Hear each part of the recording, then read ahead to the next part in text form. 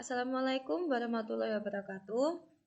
Kami dari kelompok 6 akan mempresentasikan hasil kerja kelompok kami yang berjudul Analisis Forecasting Pengguna Netflix dan Disney Plus Hotstar.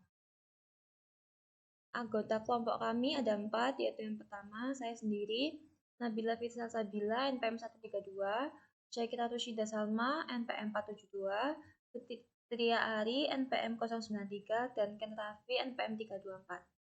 Next. Yang pertama, kita masuk pada pengertian Netflix dan Disney Plus Hotstar. Yang pertama, Netflix adalah layanan streaming yang menawarkan berbagai acara televisi, film dokumenter, dan anime yang diakses dengan perangkat yang terhubung ke internet. Pengguna Netflix bisa menonton sepuasnya, kapanpun, dimanapun, dengan media apapun, dengan biaya langganan per bulan. Kantor pusat Netflix berada di Los Gatos, California. Netflix didirikan pada tahun 1997 oleh Reed Hastings San Mark Randolph di Scotts Valley, California. Yang kedua ada Disney Plus Hotstar, merupakan layanan streaming video over the top asal India yang dimiliki oleh Disney Star, sebuah anak perusahaan dari The Walt Disney Company. Disney Hotstar diluncurkan pada Februari 2015 oleh Star India Pvt Ltd.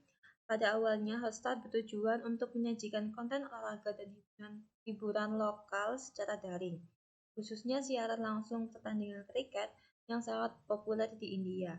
Pada 2019, The Walt Disney Company mengumumkan rencananya untuk mengakuisisi 20th Century Fox, termasuk saham mayoritas di Star India Pvt Ltd. Melalui akuisisi ini, Disney mendapatkan kendali atas Hotstar dan melihat potensi besar dalam menyajikan konten Disney secara langsung melalui platform ini.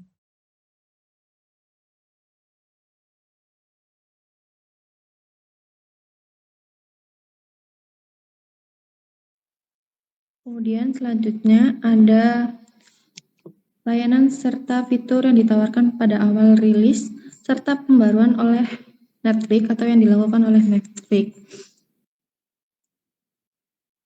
Pertama, peluncuran awal pada tahun 1997 sampai tahun 2000, Netflix melakukan perilisan dengan memberikan layanan sewa DVD. Netflix mulai sebagai layanan sewa DVD yang memungkinkan pelanggan menyewa DVD melalui pos. Kemudian ada rekomendasi personalisasi, yaitu perusahaan memperkenalkan sistem rekomendasi personalisasi yang menyarankan film berdasarkan riwayat penonton dan preferensi pengguna. Kemudian yang ketiga ada profil pengguna, di mana pengguna dapat membuat beberapa profil untuk mengelola antrian film mereka dan rekomendasi mereka sendiri. Kemudian selanjutnya pembaruan awal pada tahun 2000 hingga 2007, Netflix melakukan 3 pembaruan, yaitu layanan streaming yang awalnya penyewaan DVD. Netflix melakukan layanan streaming dengan menawarkan seleksi terbatas film dan acara TV untuk streaming. Kemudian tontonan secara langsung. Perusahaan meluncurkan layanan tontonan secara langsung yang memungkinkan pengguna untuk menonton konten langsung di komputer mereka. Kemudian yang ketiga ada kemitraan konten, di mana Netflix membentuk kemitraan dengan studio dan jaringan besar untuk memperluas penawaran kontennya. Kemudian yang ketiga ada era pembaruan tengah pada tahun 2007 hingga 2013, di mana Netflix melakukan 3 pembaruan. Yang pertama konten asli, di mana Netflix mulai memproduksi konten asli, termasuk acara TV dan film seperti House of Cards dan Orange is the New Black. Kemudian yang kedua ekspansi internasional, di mana Netflix memperluas layanan ke pasar internasional termasuk Kanada, Amerika Latin, dan Eropa. Yang ketiga, aplikasi mobile. Netflix mengembangkan aplikasi mobile untuk perangkat iOS dan Android untuk memungkinkan pengguna untuk menonton konten di mana saja. Kemudian yang terakhir, pembaruan terbaru pada tahun 2013 hingga saat ini, Netflix melakukan 4 pembaruan. Yang pertama, ekspansi konten asli. Netflix terus berinovasi dalam konten asli, memproduksi berbagai acara TV dan film. Kemudian yang kedua, fitur personalisasi. Perusahaan ini memperkenalkan fitur seperti daftar saya dan lanjutkan menonton untuk meningkatkan pengalaman pengguna dan personalisasi. Kemudian yang ketiga, konten interaksi, di mana Netflix merilis konten interaktif seperti Black Mirror Bundle. Kemudian yang memungkinkan pengguna membuat pilihan yang mempengaruhi jalan cerita. Kemudian konten global, di mana konten global ini perusahaan atau Netflix memperluas penawaran kontennya untuk mencakup produksi internasional, memenuhi berbagai selera dan preferensi. Kemudian ada layanan serta fitur yang ditawarkan pada awal rilis serta pembaruan oleh Disney Hotstar. Pada awal rilis, Disney Hotstar memberikan penawaran 9 penawaran. Yang pertama, akses multi-platform. Pengguna dapat menonton konten di berbagai perangkat termasuk Android, iOS, tablet, web, smart TV, PC, dan IndoHome TV. Kemudian yang kedua, dubbing bahasa Indonesia. Yang ketiga ada unduh konten. Yang keempat ada beberapa profil pengguna. Yang kelima ada konten bebas iklan. Keenam ada fitur watchlist. Kemudian yang ketujuh, rekomendasi personal. Ke-8 ada pilihan kualitas video. Dan yang terakhir ada lanjutkan menonton. Kemudian untuk pembaruan yang dilakukan oleh Disney Hotstar sendiri, yang pertama pilihan langganan, di mana Disney memberikan pelanggan dapat memilih paket langsung bulanan atau tahunan dengan harga yang sesuai. Kemudian yang kedua, fitur cache atau AirPlay memungkinkan untuk streaming ke layar yang lebih besar menggunakan fitur cache atau AirPlay. Kemudian yang ketiga, batas streaming dan login. Batasan streaming hanya bisa di satu layar dan maksimal login pada 3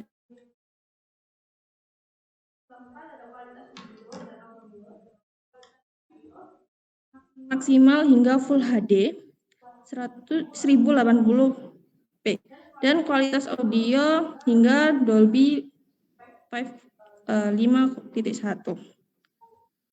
Lalu yang terakhir ada dukungan perangkat, di mana dukungan untuk handphone, tablet, dan TV. Next.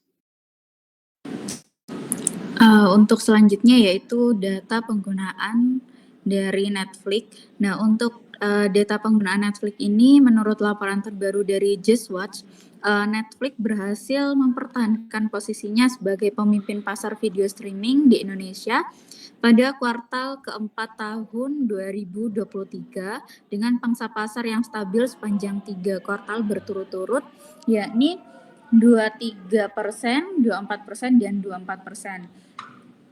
Dan juga Netflix menegaskan dominasinya di industri over the top atau OTT di Indonesia.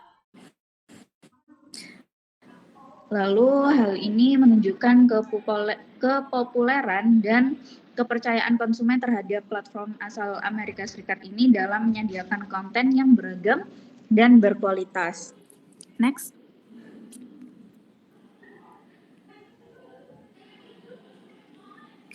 Nah, selanjutnya yaitu data penggunaan dari Disney Plus. Nah, di sini ada laporan yang dihimpun Statista menunjukkan bahwa pelanggan layanan video streaming Disney Plus secara global mencapai 150,2 juta pelanggan pada November 2023. Angka ini meningkat sebesar 2,8% dari jumlah pelanggan kuartal 3 2023 yang sebesar 146,1 juta pelanggan. Nah, capaian pada November 2020 ini peningkatan peran selama 3 kuartal beton. Next.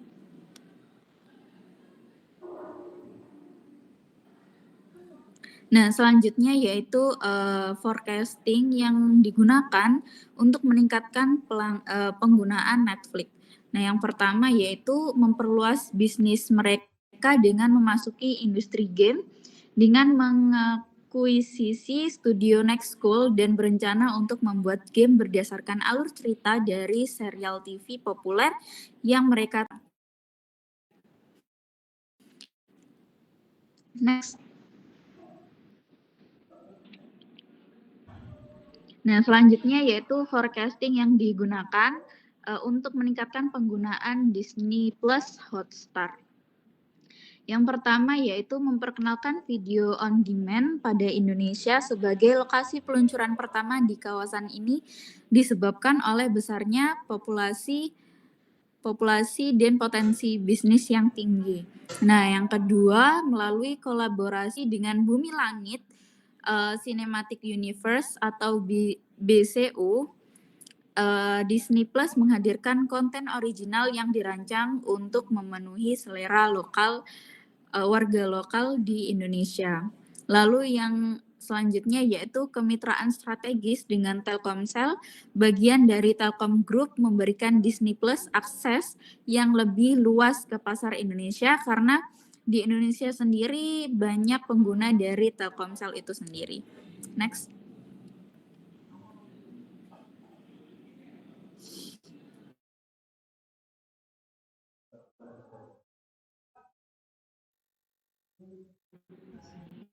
Yang selanjutnya yaitu strategi konten, keberagaman melawan permintaan populer.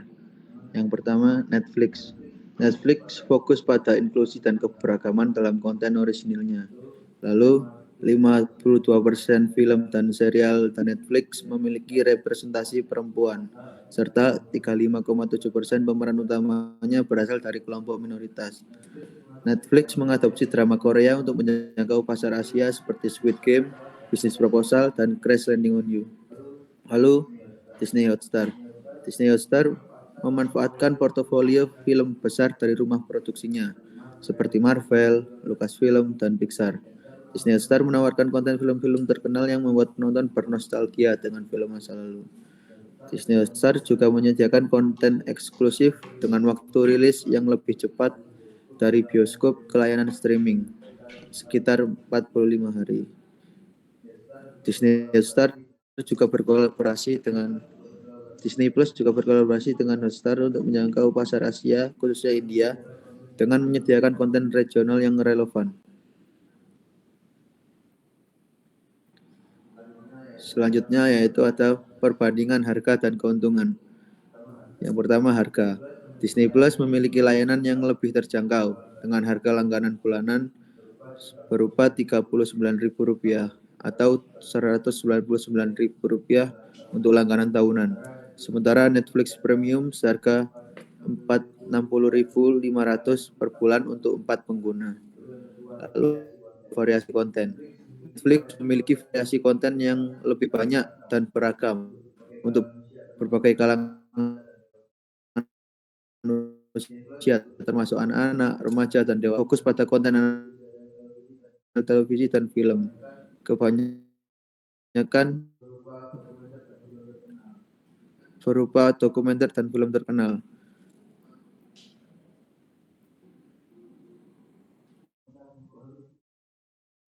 Selanjutnya yaitu kompetisi dalam industri. Persaingan antara Netflix dan Disney Plus mencerminkan perkembangan pesat dalam industri layanan streaming dengan teknologi yang terus berkembang dan memperkaya pengalaman pengguna. Lalu yang keempat, promo dan kolaborasi. Disney Plus menyediakan promo kolaborasi dengan penyedia internet lainnya, meningkatkan daya tarik harga layanannya.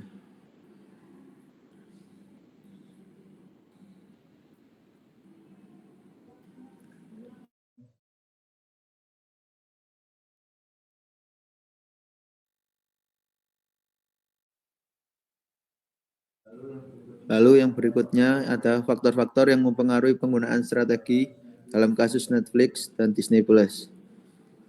Yang pertama yaitu evolusi teknologi. Perubahan dalam kebiasaan monoton, seperti meningkatnya minat pada drama Korea, mempengaruhi strategi konten Netflix yang aktif mengadopsi drama-drama Korea untuk pengguna. Di sisi lain, Disney Plus menggunakan kekuatan merek dan konten eksklusif untuk menarik pengguna yang mencari film-film masa lalu yang mereka kenal. Yang kedua, kebiasaan menonton. Perkembangan teknologi memungkinkan kedua platform untuk untuk menyajikan konten secara lebih efisien dan mencapai audiens di seluruh dunia. Teknologi juga memungkinkan analisis data yang lebih canggih untuk memahami perilaku pengguna dan memprediksi tren. Yang ketiga ada tren budaya. Tren budaya seperti permintaan akan representasi dan inklusi dalam konten mempengaruhi strategi Netflix yang mencurahkan perhatian pada keberagaman dalam kurasi kontennya. Yang keempat, persaingan di pasar streaming. Persaingan yang semakin ketat di pasar streaming mendorong kedua platform untuk berinovasi dan menyesuaikan strategi mereka, baik Netflix maupun Disney Plus, harus mempertimbangkan langkah-langkah pesaing dan berusaha untuk tetap relevan di pasar yang dinamis. Yang terakhir, perubahan preferensi pengguna. Perubahan dalam preferensi pengguna, pergeseran dari menonton di bioskop ke streaming online, mempengaruhi keputusan strategi platform dalam menyajikan konten dan menentukan harga langganan.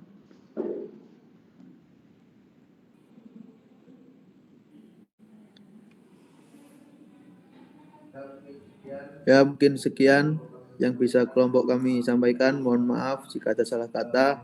Wassalamualaikum warahmatullahi wabarakatuh.